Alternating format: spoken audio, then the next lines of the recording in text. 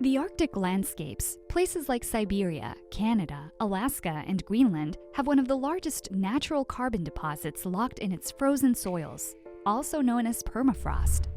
Permafrost is the soil, rock, and sand held together by ice that remains frozen all year round. Here, the extremely cold conditions prevent dead plants and animals from fully decomposing. The leftover material, along with its organic carbon content, gets buried in the soil with each passing year, totaling an amount of organic carbon that is estimated to be more carbon than what humans have ever released via fossil fuel burning. So what happens if the permafrost thaws? Historically, permafrost areas have kept massive amounts of carbon out of the atmosphere, storing more carbon than they have released. But as the Arctic gets warmer, the permafrost thaws and the soil microbes wake up to start decomposing the leftover material. In the process, the microbes turn organic carbon from dead plants and animals into greenhouse gases that are released into the atmosphere. The carbon can be released as carbon dioxide or methane, which is 25 times stronger than carbon dioxide.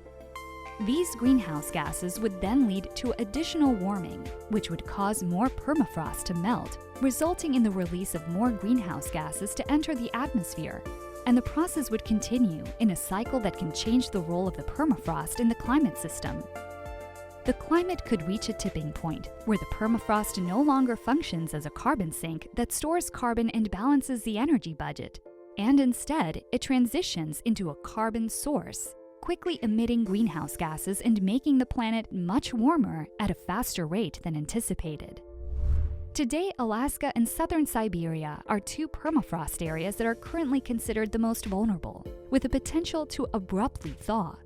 So scientists are trying to quantify the impact and how quickly it may happen. There's also the possibility that a thawed ground may stimulate plant growth, which could help counterbalance the excess greenhouse gases released, as plants absorb CO2 for photosynthesis. But the net impact will ultimately depend on how quickly the permafrost melts and the amount or potency of the greenhouse gases it releases.